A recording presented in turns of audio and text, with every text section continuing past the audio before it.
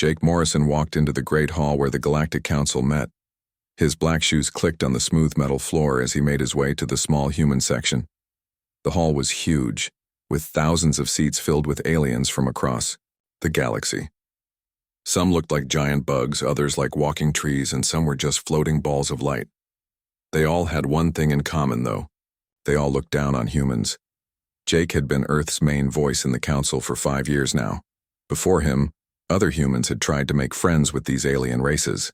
They had shared human technology, sent human soldiers to fight in alien wars, and even taught aliens how to make coffee and pizza. But no matter what humans did, the aliens always treated them like children who did not know any better. Today was supposed to be different. Jake carried with him a proposal that Earth's leaders had worked on for months. It was simple, really. Humans wanted equal say in military decisions.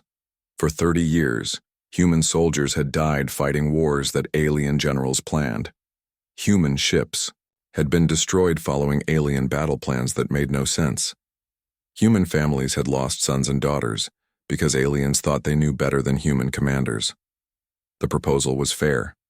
Humans would share command of military operations.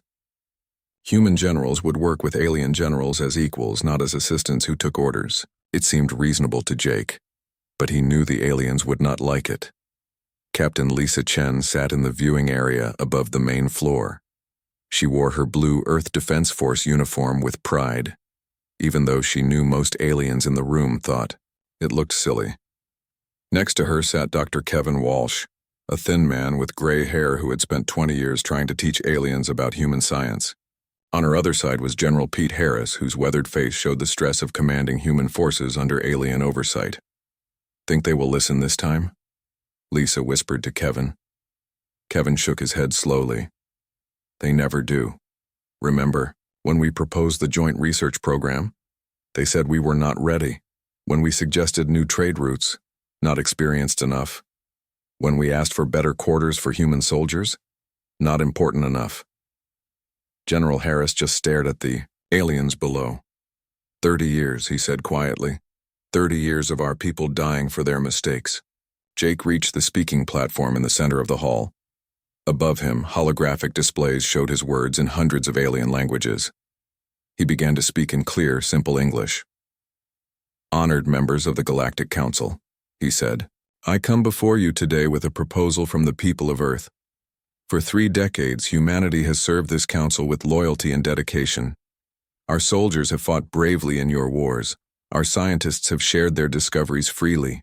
Our workers have built your stations and maintained your equipment. Many aliens were not even paying attention. Some were having their own conversations. Others were looking at data pads or sleeping. Jake continued anyway. Today, we ask for equal partnership in military command. Human generals have proven themselves in battle time and again. We have stopped 3 invasions, ended 2 civil wars, and kept the peace in sectors that other forces could not control. We believe it is time for humanity to have an equal voice in the decisions that affect our soldiers' lives." The hall grew quiet, not because the aliens were interested, but because they were shocked that humans would ask for such a thing. Vextar stood up from his seat. He was a Zephyrian, a race that looked like walking crystals. When he moved, his body made a sound like wind chimes. He was also one of the most powerful voices in the council, and he hated humans. "The proposal is ridiculous," Vexatar said, his voice echoing through the hall. "Humans have been part of this council for only 30 years. Most of our member races have been here for thousands of years. You lack the experience and wisdom needed for such important responsibilities." Ambassador Neltha of the Cathari stood next. She looked like a giant spider but with 6 eyes instead of 8. "I agree with Vextar. Humans are still children compared to the rest of us. Perhaps in another century, when your species has learned more about the galaxy, we can discuss this again." Other aliens began to speak, and they all said the same thing. Humans were too young, too inexperienced, too emotional. They were good for following orders, but not for giving them. They were useful as workers and soldiers, but not as leaders. Jake listened to each speaker with growing anger. Not the hot, quick anger that made people yell and throw things, This was the cold, steady anger that came from years of being treated badly. He thought about all the human families who had lost loved ones in alien wars. He thought about all the human discoveries that aliens had taken credit for. He thought about all the times humans had asked for respect and been told to wait. When the last alien finished speaking, Jake stood up again. The hall fell silent. "I call for a vote on the proposal," he said simply. The vote was quick. 847 alien races voted no. Only one voted yes. Humanity stood alone as it always had in the council. Jake gathered his papers slowly. He looked up at the viewing area where Lisa, Kevin, and Pete were watching. Then he looked out at the thousands of alien faces staring at him. Then humanity formally withdraws from all council military operations, effective immediately, he said. His voice was calm, but it carried to every corner of the great hall. The aliens stopped talking. Some of them sat up straighter. Others leaned forward to make sure they had heard correctly. Furthermore, Jake continued, all human personnel resources and technology will be recalled from council space within 60 standard days. This includes our military bases, our trade stations, our research facilities, and our merchant ships. Now, the hall was completely silent. Not even the sound of breathing could be heard. This session is concluded from humanity's perspective, Jake said. He turned and walked toward the exit. Lisa, Kevin, and Pete stood up and followed him out. Behind them, the great hall erupted in noise as aliens began shouting questions and demands, but the humans did not look back. In the hallway outside, Jake stopped and took a deep breath.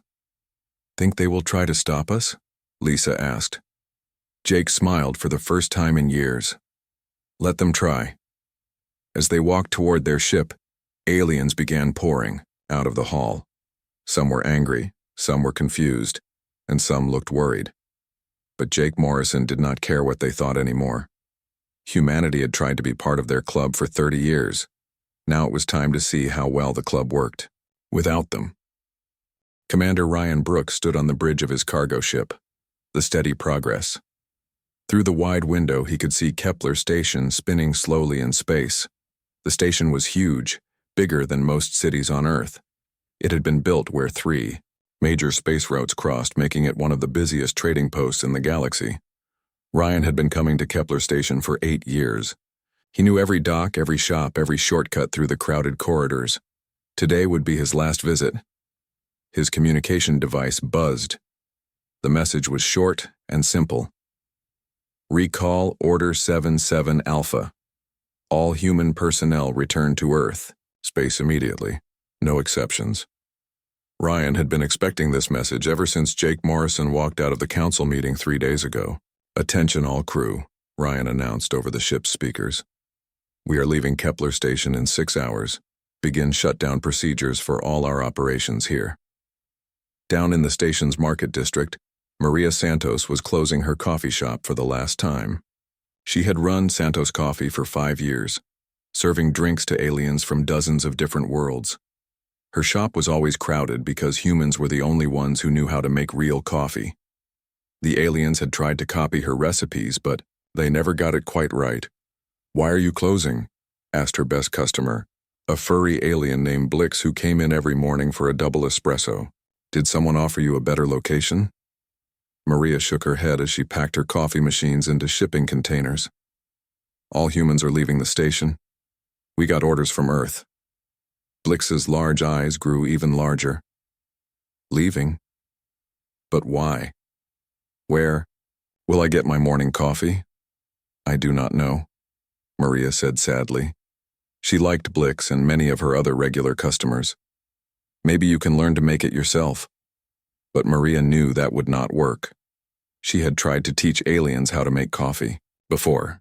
They either burned the beans or made it too weak or too strong. Something about human taste and timing made the difference. In the station's entertainment district, Bob Chen was packing up his music equipment. His club, Earth Beats, was the most popular spot on Kepler Station. Aliens came from across the sector to hear human music and dance to human rhythms. Bob played everything from old rock songs to the newest pop hits from Earth. "This is crazy," said his business partner, a tall blue alien named Crix. We make more money in 1 month than most businesses make in a year.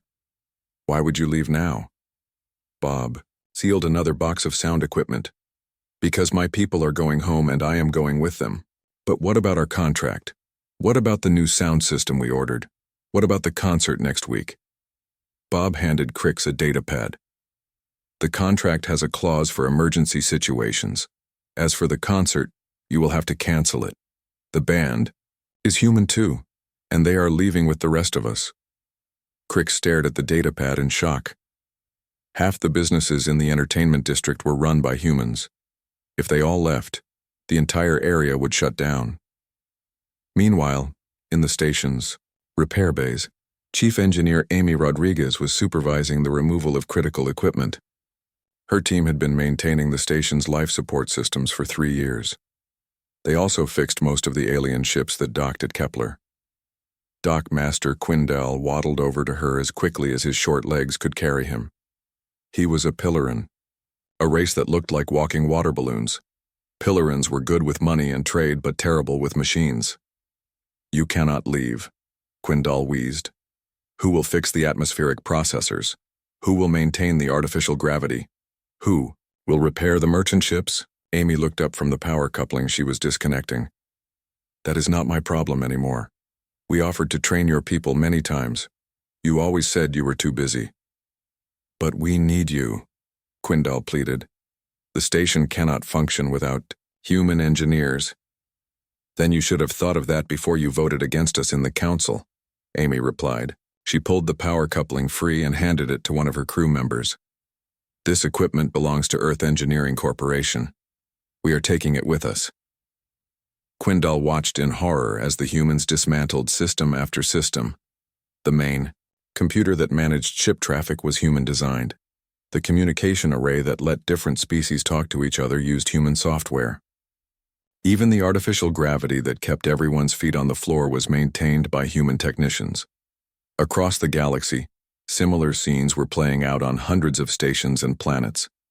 In the Centauri system, Colonel Tony Martinez was evacuating the forward military base that protected 3 alien worlds from pirate attacks. The base had been there for 15 years, and the local aliens had gotten used to feeling safe. You cannot abandon us, demanded Governor Yilkan of Centauri Prime. The Ravensclaw pirates will attack as soon as you leave. Colonel Martinez finished loading the last of his equipment onto the transport ships. We have been protecting you for 15 years. In all that time, has your government ever said thank you? Have you ever offered to help defend yourselves? Have you ever treated human soldiers as anything more than hired guards? Governor Yilkan had no answer for that. On the research planet Tau CD3, Dr. Susan Blake was shutting down the joint laboratory where humans and aliens had worked together on advanced technology. The lab had produced some of the most important discoveries of the past decade. Her alien colleague, an insect-like hive researcher named Buzzeth, watched frantically as Susan removed the quantum processing cores from the main computer. The gravity wave project will fail without those processors, Buzzeth buzzed. We are so close to a breakthrough. Then you should have supported us when it mattered, Susan said. She carefully placed the processor in a protective case. These cores took human scientists 10 years to develop. We shared the technology freely with you. But when we asked for equal treatment in the council, where were you? Buzzeth's antennae drooped. The hive mind thought humans were not ready for full partnership. Well, now you will find out what partnership really means, Susan replied. Good luck finishing your projects without us. Back on Earth, President Helen Carter stood before the cameras in the White House press room. Behind her was a map showing human colonies, bases, and operations across the galaxy. Red lights were blinking on the map as each location reported successful evacuation. My fellow humans, she began. Today marks the end of one chapter in our history and the beginning of another. For 30 years, we have served the Galactic Council with honor. We have shared our knowledge, our strength, and our lives. We asked only for respect in return. She paused, looking directly into the camera. That respect was not given. Instead, we were treated as useful children who should be grateful for any attention from our betters. Today, we choose a different path. The map behind her showed more red lights blinking as human operations shut down across the galaxy. "We are not leaving in anger," President Carter continued.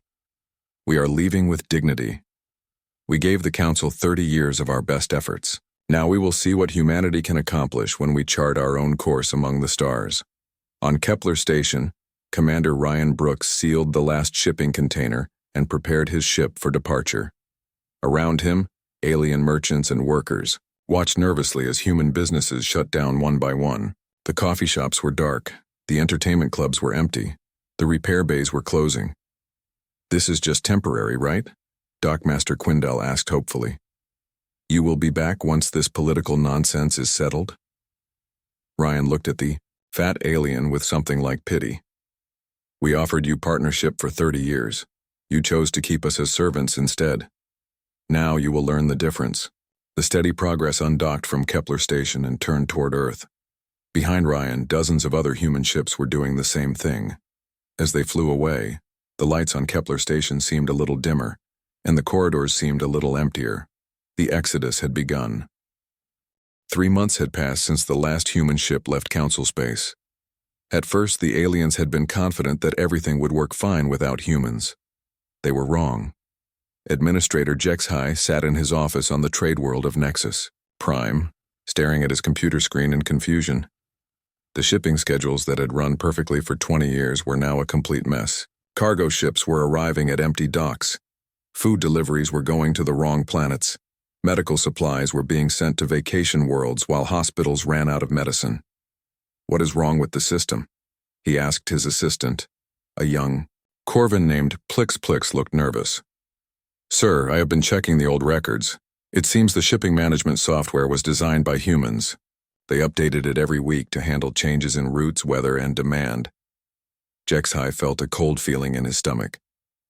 "And who has been updating it since the humans left?" "Nobody, sir. We thought it ran itself." Across the galaxy, Kepler Station was having its own problems. The coffee shortage had started small, but now it was causing riots. Alien species that had never drunk coffee before humans introduced it were now completely addicted to the drink. Without human coffee shops, aliens were trying to make their own, but the results were terrible. Dockmaster Quindell waddled through the station's corridors, dodging angry customers who demanded to know where they could get real coffee. 3 shops had been destroyed by frustrated aliens who could not understand why their homemade coffee tasted so bad. "It is just hot water and ground beans," complained Blix, Maria Santos's old customer. "How hard can it be?" But it was hard. The aliens burned the beans or left them too raw. They used too much water or too little. They added the wrong things or forgot important steps. What had seemed simple when humans did it was apparently very difficult to copy. The military situation was even worse. General Zachthan of the Council Defense Force stood in his command center, looking at a map that was covered in red warning lights. Each light showed a place where pirates or hostile aliens were causing trouble. "Report," he ordered his aide. "Colonel Vithara. Sir, pirate attacks in the Outer Rim have increased by 300%. The Raven's Claw Syndicate has taken control of 5 star systems. The Zerathi Empire is moving ships toward our border, and the Void Hunters have been spotted in 3 sectors we thought were secure." General Zachthan studied the map with growing alarm. "Where are our patrol fleets?" "That is the problem, sir. Our ships cannot stay in the Outer Rim long enough to stop the pirates. The human bases provided fuel, repairs, and communication relays. Without them, our ships can only patrol for a few days before they have to return to core worlds for supplies." The general realized the scope of the disaster. For years, human forward bases had been the backbone of Council defense. They were not just military outposts. They were the fuel stations, repair shops, and communication hubs that made long-range operations possible. "How long would it take to build our own bases?" he asked. Colonel Vithara checked her datapad. "At least 2 years, sir. And that assumes we can find species willing to work in dangerous frontier areas. Humans volunteered for those assignments because they said it was their duty. Other species want hazard pay and luxury accommodations." On the research world of Kepler 7, Dr. Yelena was discovering her own problems. The joint laboratory that had produced breakthrough after breakthrough was now struggling with basic experiments. The quantum field manipulator, their most promising project, had exploded during testing, destroying half the lab. What went wrong? She demanded from her team. Her assistant, Dr. Krelton, looked embarrassed. We followed the same procedures, as always.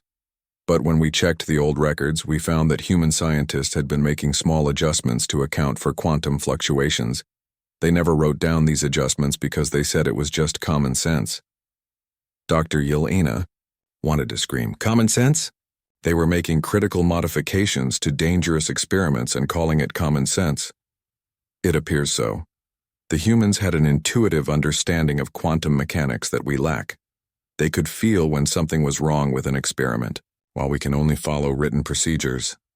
She looked around at the destroyed laboratory equipment. 3 months of work had been ruined because they did not understand what humans had made look easy. The economic problems were spreading too. The galactic credit, which had been stable for centuries, was losing value every day. Entire sectors of the economy that had grown around human activities were collapsing. On the entertainment world of Pleasure Station 5, club owner Zixtha was going bankrupt. His nightclub had been the most popular spot in the sector when Bob Chen had been providing human music. Now, with only alien musicians, hardly anyone came. The music is technically correct, his sound engineer explained, but it has no soul. Humans put something into their music that we cannot copy. The same problem was happening everywhere. Human art, human food, human entertainment, and human innovation had become so woven into alien society that removing it left huge holes. Council Chancellor Mordax called an emergency meeting of the High Council. The great chamber that had been so confident 3 months ago was now filled with worried alien leaders. We need to discuss the human situation, Chancellor Mordax announced. The reports from across council space are troubling. Trade Minister Yantha spoke first. Our economic analysis shows that human-related activities accounted for 47% of all galactic trade. Their departure has caused a recession that is spreading to every member world. Defense Minister Kulreth was next. Military effectiveness has decreased by 60%. We are losing territory to pirates and hostile forces every day. Our response time to threats has increased from hours to weeks. Science Minister Elnara added her own bad news. Research productivity has fallen by 73%. Projects that were close to completion have failed without human insight and innovation. The chamber fell silent as the full scope of the disaster became clear. Perhaps, suggested Ambassador Vextar, though his crystal form was dimmer than usual, we should consider inviting the humans back. On what terms? Demanded Chancellor Mordax. They walked out because we would not give them equal military command. Are we prepared to make that concession? The aliens looked at each other nervously. Equal partnership meant admitting that humans were not the junior species they had always believed them to be. What choice do we have? Asked Trade Minister Yantha. At current rates of decline, Council civilization will collapse within 2 years. But even as they talked about bringing humans back, disturbing reports were coming in from the border regions. Human ships had been spotted in systems far from Earth, but they were not alone. Strange alien vessels, species that had never been seen before, were traveling with them. Intelligence Minister Coxivore delivered the most shocking news of all. Our scouts report that humans have made contact with races beyond our borders. They appear to be forming new alliances with species we have never encountered. The chamber erupted in worried chatter. If humans were building relationships with unknown aliens, they might not need the council anymore. The species that had once begged to join might now have better options. Chancellor Mordax called for order. We need more information. Send diplomatic messages to Earth. Find out what terms they might accept for returning to council space. But privately, he was beginning to fear that the humans might not want to come back at all. The council had treated them as useful servants for 30 years. Now they were discovering just how much they had depended on those servants. As the meeting ended, the alien leaders filed out of the chamber with heavy hearts. The galaxy they had ruled for thousands of years was falling apart, and the solution might be beyond their reach. Outside, in the corridors of the council building, maintenance robots struggled to keep the lights working and the air systems running. Even these basic functions had relied more on human expertise than anyone had realized. The cracks were showing everywhere, and they were getting bigger every day. 6 months after the humans left, the Zarathi Empire decided to test the Council's weakness. Their massive war fleet jumped into the Helios system, home to 3 billion aliens across 4 planets. It was the boldest attack in 50 years, Admiral. Cressler received the emergency alert while eating breakfast on her flagship, the Eternal Vigilance. She had been expecting something like this ever since the humans withdrew. The outer defenses were full of holes, and every hostile species in the galaxy knew it. "Sound general alarm," she ordered. "All ships prepare for immediate jump to Helios system." But preparing the fleet took much longer than usual. The tactical computers that had automatically calculated jump coordinates and battle formations were running human software that had not been updated in months. Officers had to manually input data that used to happen instantly. "Why is this taking so long?" Admiral Cressithaw demanded. "Ma'am, the human tactical programs handled most of the pre-battle calculations. Without regular updates, the system keeps crashing when we try to coordinate more than 50 ships at once. It took 4 hours to organize the response fleet instead of the usual 30 minutes. By the time they reached Helios, the Zarathi had already destroyed 2 defense stations and were bombarding the main planet. The battle was a disaster from the start. Ships that should have worked together perfectly kept getting in each other's way. Communications failed at critical moments. The formation that had worked flawlessly for years fell apart under pressure. "Where is the Crimson Blade?" Admiral Crestha shouted as explosions rocked her ship. "They were supposed to cover our left flank." "Unknown, Admiral. We lost contact with them 20 minutes ago. The communication relay network is down." Admiral Cressithaw realized with growing horror that the relay network had been maintained by human technicians. Without them, coordinating a large fleet was almost impossible. The battle lasted 8 hours. When it was over, the Council had lost 12 ships and barely managed to drive off the Zarathi. In the old days, when humans had provided tactical support and maintained the communication systems, such a battle would have been won in 2 hours with minimal losses. "Casualty report," Admiral Crestha ordered as her damaged ship limped back to base. 4,000 dead, Admiral. 7,000 wounded. And the Zarathi got away with most of their fleet intact. She stared at the tactical display showing the aftermath of the battle. Red dots marked destroyed Council ships while green dots showed where the enemy had escaped. It was the worst military defeat in Council history. Meanwhile, on Earth, President Helen Carter was meeting with her advisors in the Situation Room. Reports from across the galaxy painted a picture of growing chaos. "The Council's military effectiveness has dropped by 70%, reported General Pete Harris. "They have lost control of 12 star systems to various hostile forces. Pirates are operating freely in areas that used to be completely secure." Secretary of State Paul Henderson added more disturbing news. "Our intelligence sources say the Council economy is in free fall. The galactic credit has lost 60% of its value. Several member worlds are considering leaving the Council entirely." President Carter studied the reports with mixed feelings. She felt no joy at the Council's suffering, but their current problems proved that humanity had been carrying far more weight than anyone had realized. "Any word from the Council leadership?" she asked. "Multiple attempts at communication," Paul replied. "They want to negotiate our return. Ambassador Vextar has requested a formal meeting." Dr. Kevin Walsh, now serving as Earth's chief science advisor, brought up another important point. "Ma'am, our independent research programs are producing results faster than ever before. Without having to share everything with Council oversight committees, our scientists are making breakthroughs every week." President Carter nodded. "How are our new diplomatic contacts developing?" "Better than expected," Paul said with a slight smile. "The Andromedans have agreed to a full alliance.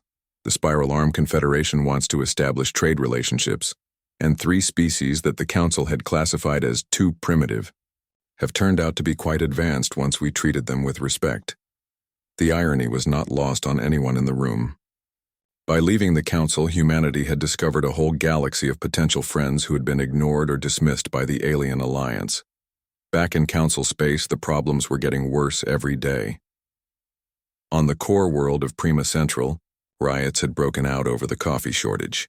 Alien citizens who had become addicted to the human beverage were suffering withdrawal symptoms and taking their anger out on government buildings. Governor Yex Han watched from his office window as crowds of angry aliens smashed shop windows and overturned vehicles. "How did we become so dependent on one human drink?" he asked his aide. "Sir, the analysis shows that humans introduced over 200 food and beverage items that became essential parts of daily life for most species. Coffee was just the most addictive."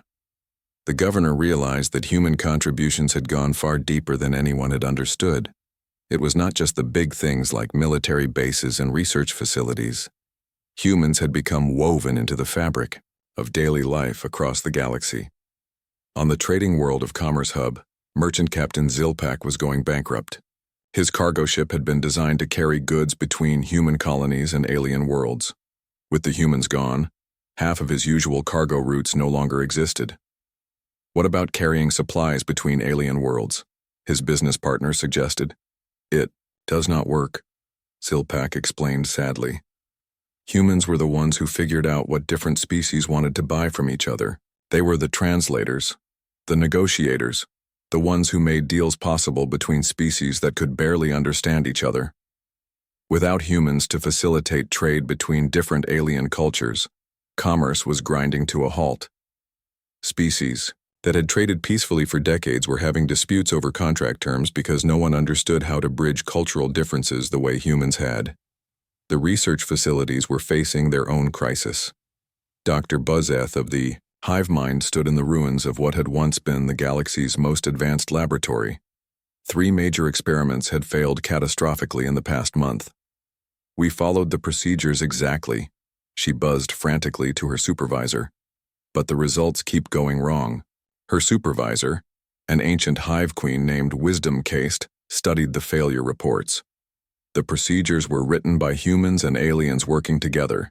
It appears the humans contributed intuitive understanding that was never written down. "You mean they were guessing?" Buzzeth asked in shock. "Not guessing. Understanding. Humans had a way of sensing when something was about to go wrong. They could feel problems that our instruments could not detect. Without that intuition, we are flying blind." The hive mind, despite their collective intelligence, realized they had lost something irreplaceable when the humans left. Individual human insight had somehow enhanced their group thinking in ways they were only now beginning to understand.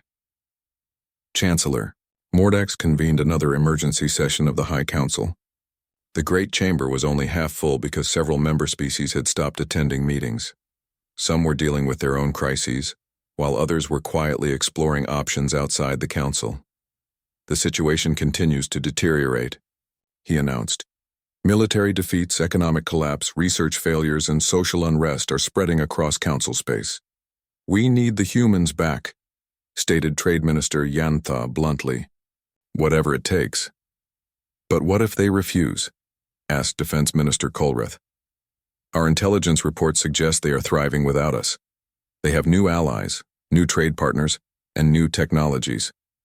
The chamber fell silent as the implications sank in. The species they had once patronized might now be too successful to need them. "There is another problem," Intelligence Minister Coxavor said quietly. "Our sources indicate that several council member worlds are secretly negotiating with human representatives. They may be planning to leave the council and join whatever alliance humanity is building." Chancellor Mordax felt the weight of thousands of years of galactic civilization pressing down on him.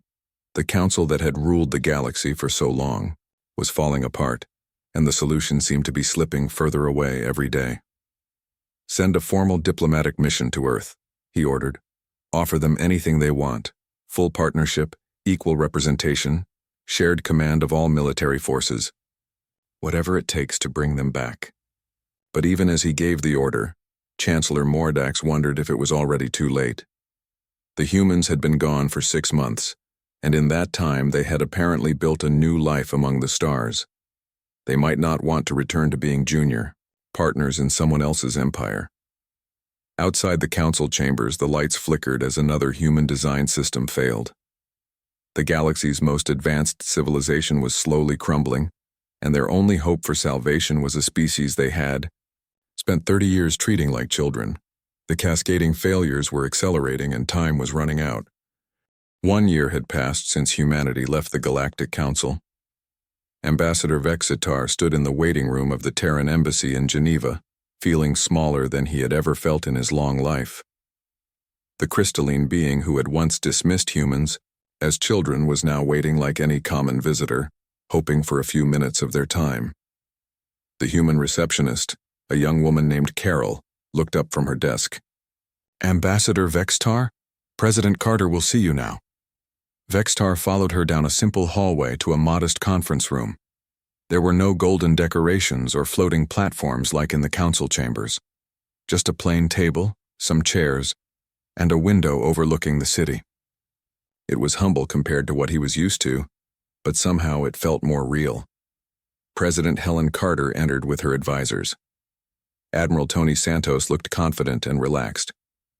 Secretary of State Paul Henderson carried a data pad filled with information. Dr. Kevin Walsh seemed almost amused by the situation. "Ambassador Vexitar," President Carter said politely. "Thank you for coming such a long way. Please, have a seat." Vexitar's crystal form dimmed with embarrassment as he sat down. A year ago, he would never have imagined traveling to Earth to ask humans for anything. Now he was here to beg. "Madam President," he began carefully, "the Galactic Council recognizes that we may have made errors in our past relationship with humanity."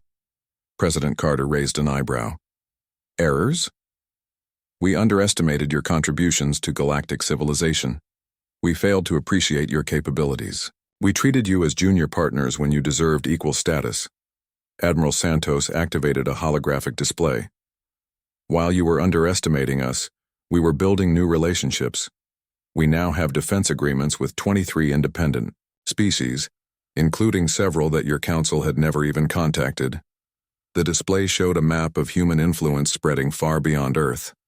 Green lines connected human colonies to new alien allies across multiple sectors of space. "The Andromedans alone have technology that surpasses most council species," Dr. Walsh added. "They were happy to share it once we approached them with respect, instead of demands for submission." Vexitar studied the display with growing alarm. The humans had not just survived outside the council, they had thrived. "The council is prepared to offer significant concessions for your return.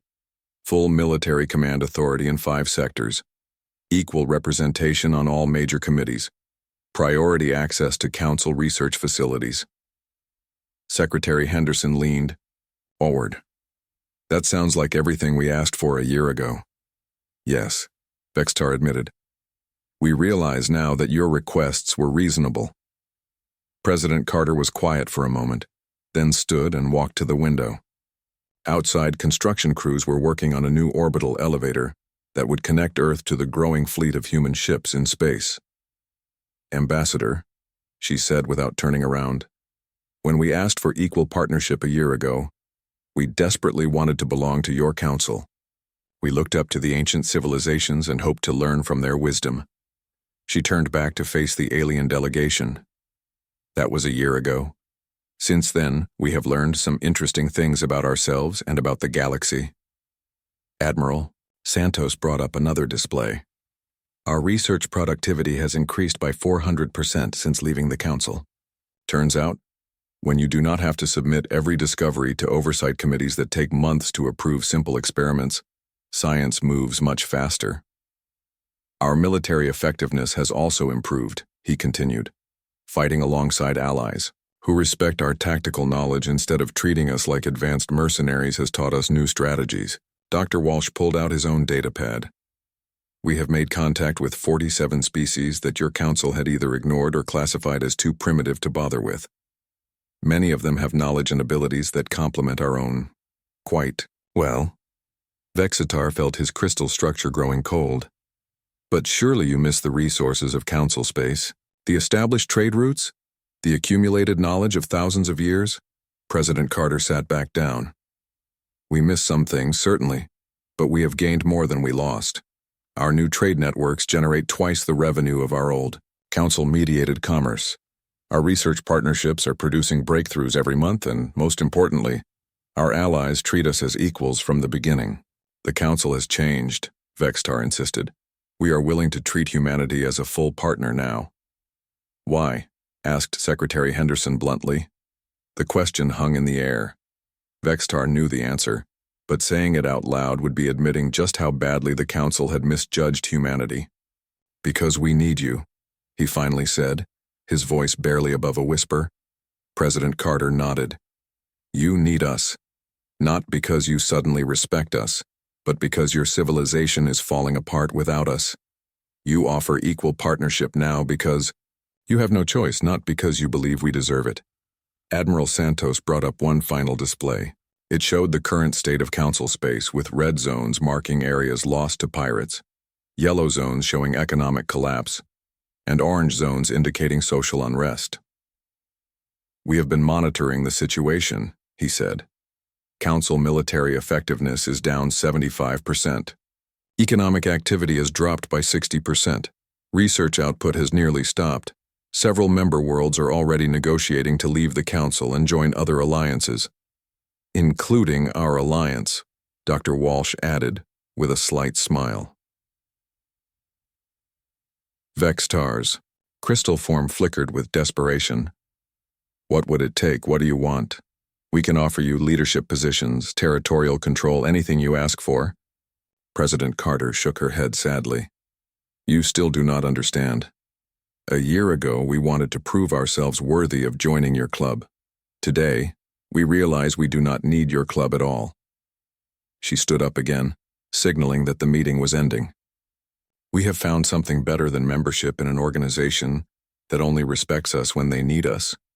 We have found genuine partnership with species that value what we bring to the relationship.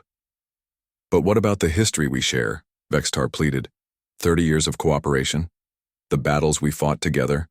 The discoveries we made? What about the 30 years of being treated like useful children? Admiral Santos replied. What about every time we asked for respect and were told to wait? What about every human who died following alien battle plans that ignored our tactical knowledge? Secretary Henderson opened his datapad. Our new allies have a saying. Respect given freely is worth more than respect earned through necessity. The Council offers us respect now only because you need it, not because you believe we deserve it. President Carter walked Vextar to the door. We appreciate the Council finally recognizing our capabilities, but we have moved beyond the need for that recognition. As they reached the exit, Vextar made one last desperate attempt. The galaxy needs the Council. Without us, there will be chaos, war, the collapse of interstellar civilization. President Carter paused. The galaxy needed the Council when the Council was strong. But strength built on the backs of unappreciated partners was never really strength at all. It was just a house of cards waiting to fall down. She opened the door. The galaxy will be fine, Ambassador. It will just be organized differently.